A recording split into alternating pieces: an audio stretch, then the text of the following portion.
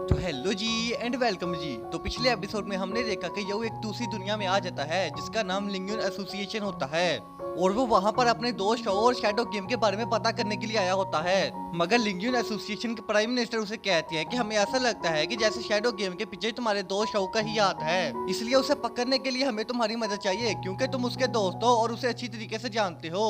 और आप आगे। तो नेक्स्ट एपिसोड की स्टार्टिंग में हम यो को देखते हैं जो कहता है कि ठीक है मैं आपकी मदद करने के लिए तैयार हूँ।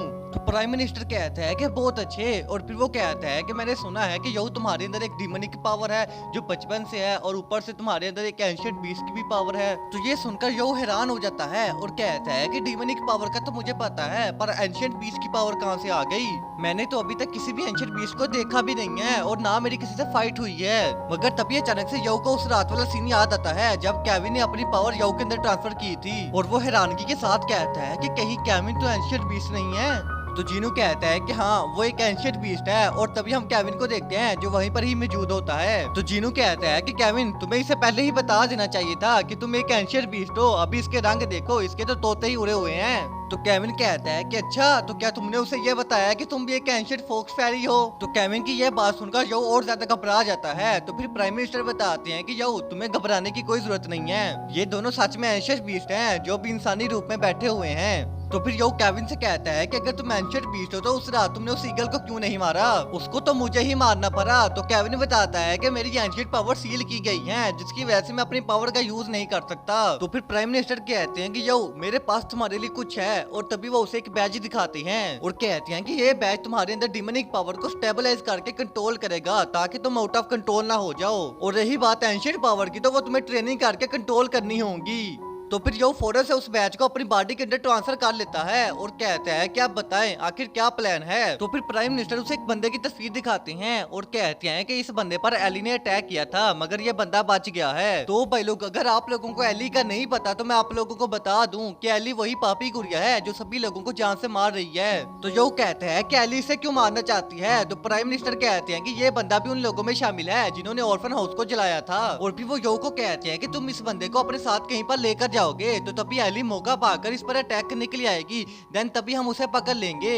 और फिर सीन चेंज होता है, हम यो को देखते हैं जो कि एक ड्राइवर बना होता है और वो एक हॉस्पिटल के बाहर उस बंदे को पिकअप करने के लिए आता है। और फिर वो जब उसे पिकअप कर लेता है तो वो अपने आसपास देखता है मगर उसे अपने आसपास कोई भी नजर नहीं आता। और फिर वो जब बिल्डिंग से बाहर जाने लगता है तो वहाँ पर कुछ रिपोर्टर होते हैं मगर वो रिपोर्टर अचानक से फ्रीज हो जाते हैं। तो यो ये देखकर हैरान रह जाता है और कहता है कि आखिर ये कैसे हुआ। तो तभी जीनू हेडफोन पर बताता है कि यो अबे क्यों थक रहा है, ये सब मेरा ही काम है। और फिर सीन चेंज होता है, हम वापस उसी जगह का सीन देखते हैं जहाँ पर वो प्लान बना रहे होते हैं। तो प्राइम मिनिस्टर कहता है कि जो तुम्हें गाड़ी को एक ऐसी जगह पर लेकर जाना होगा जहाँ पर रोड खाली हो ताकि एली इजिली तुम लोगों पर अटैक कर सके। तो यो कहता है कि वो तो ठीक है पर वो जब अटैक करेगी तब मेरा क्या होगा।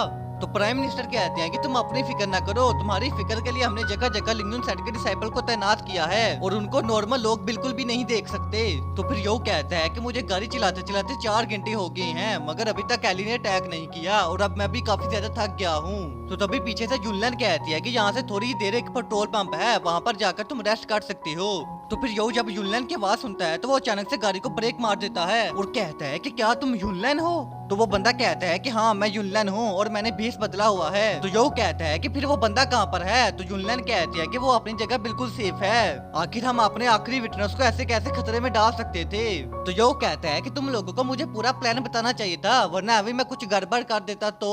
और फिर तभी यो गाड़ी को एक पेट्रोल पंप पर जाकर रोकता है और थोड़ी देर रेस्ट करने लगता है और वो कोका कोला पीते हुए कहता है कि मुझे तो ये सब बेवकूफी लगती हैं, चाहे कोई आम इंसान लिंगुन सेट के डिसाइपल को नहीं दे सकता मगर एली तो कोई आम नहीं है ना, उसके पास भी पावर्स हैं। तो शायद उसको हमारे प्लान का पता चल गया हो इसलिए उसने अभी तक हम पर अटैक नहीं किया।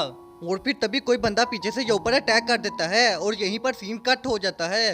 देन दूसरी तरफ हम युनलैन को देखते हैं जो प्राइम मिनिस्टर को रिपोर्ट दे रही होती है कि अभी तक क्या क्या हुआ, मगर जब वो गाड़ी के पास आती है तो उसे वहाँ पर यो बिल्कुल भी नजर नहीं आता। और फिर तभी हम यो को देखते हैं जो कि एक अजीब सी अंधेरी जगह पर होता है और वहाँ पर उसकी पावर आउट ऑफ कंट्रोल होने वाली होती है मगर वो बैज उसकी पावर को कंट्रोल कर लेता है। और फिर तभी यो अचानक से एक ऑर्फन हाउस में आ जाता है जहाँ पर वो अपने सामने अपने दोस्त शो को देखता है जो कि एली से बातें कर रहा होता है। और फिर हमें पता चलता है कि शो एली को बचपन से जानता है और वो हर रोज ऑर्फन हाउस में उससे मिलने आता था और वो कुछ दिनों तक एली को अडॉप्ट भी करने वाला था। इससे हमें पता लगता है कि ये दोनों कितने ज्यादा क्लोज हैं। मगर तभी अचानक से एक दिन लग जाती है ऑर्फन हाउस में आग। सब लोग इधर उधर भाग रहे होते हैं, अपनी जानें बचा रहे होती हैं, मगर शव अपनी एली को बचाने के लिए कूद पड़ता है आग में और तभी उसे एली भी मिल जाती है जो आग की वजह से हो चुकी होती है बेहोश। तो फिर शव अपनी पावर से उसे हील करने लगता है। तो ये सारा मंजर यो भी देख रहा होता है और फिर काफी कोशिश करने के बाद जब एली हील नहीं होती तो शव अपने अंदर के मैजिक कोड को उसके अंदर ट्रांसफर कर देता है, मगर एली फिर भी होश में नहीं आती। तो फिर शव अपने पंख खोलता है और एली को वहाँ से लेकर उड़ जाता है। तो यो ये देखकर हैरान हो जाता है और कहता है कि क्या मेरे दोस्त शव के पास भी पावर थी। और फिर सीन चेंज होता है। यो एक हॉस्पिटल में होता है जहाँ पर वो अपने सामने एली को देखता है जो कि बेहोश पड़ी होती है और शव उसका ध्यान रख रहा होता है। और फिर तभी एक दिन एली की हार्ट बीट रुक जाती है जिससे एली की भी मौत हो जाती है और डॉक्टर शो को ये कहकर चले जाते हैं शी इज नो मोर, हमें माफ करना, हम उसे बचा नहीं सके। तो फिर शो एली के पास बैठकर रोने लग जाता है। तो यो उसे हौसला देने के लिए आता है मगर वो देखते हैं कि वो तो उसे टच ही नहीं कर पा रहा होता।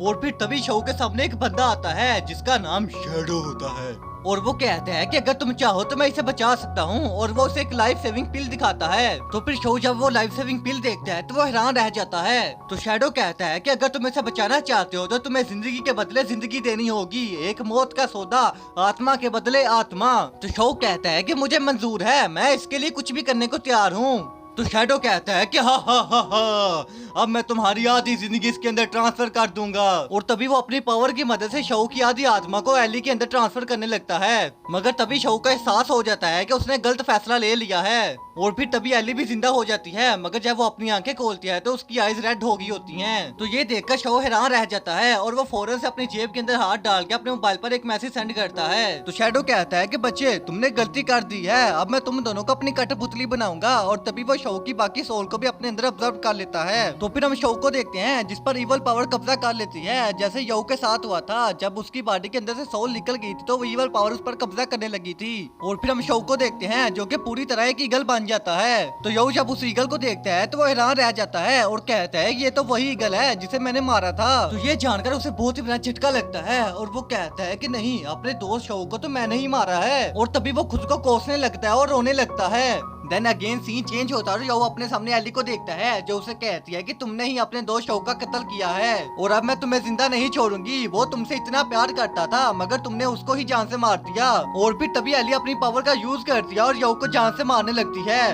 तो यो कहता है कि मेरी बात सुनो, वो मेरा इतना अच्छा दोस्त था, मैंने उसे जानबूझ के नहीं मारा। और फिर तभी यो को शव के साथ गुजारे हुए कुछ लम्हे याद आती है जिसकी वजह से उसकी डिमोनिक पावर एक्टिवेट हो जाती है, जिसकी वजह से वो एली के दलदल से बच जाता है और खुद को आजाद करवा लेता है। मगर जब वो अपनी आंखें खोलता है तो वो देखता है वो तो एक नीचे खाई में गिर रहा होता है। मगर तभी यो की एंशिएंट बीस्ट वाली पावर एक्टिवेट हो जाती है और वो गिरने से बच जाता है। तो फिर वो जब अपने ऊपर देखता है तो एली उसके सामने ही होती है जो कि एक सुपरमैन वाली एंट्री करती है और कहती है कि यो तुम मेरे भाई के कातिल हो, मैं तुम्हें आज जिंदा नहीं छोड़ूंगी। तो भाई लोग इसी सुपरमैन की एंट्री के साथ आज का मनर्जी एपिसोड यहीं पर खत्म होता है और इसका नेक्स्ट एपिसोड भी जल्दी आ जाएगा। एंड तुम लोग मुझे कमेंट में लाजमी से बताना कि तुम लोगों को इसकी एक्सप्लेनेशन कैसी लगी। अच्छा मैं चलता हूँ, मिलते हैं एक न्यू वीडियो में, तब तक के लिए टाटा बाय बाय टुरुरु। Desvíes la mirada, quédate cerca de mí.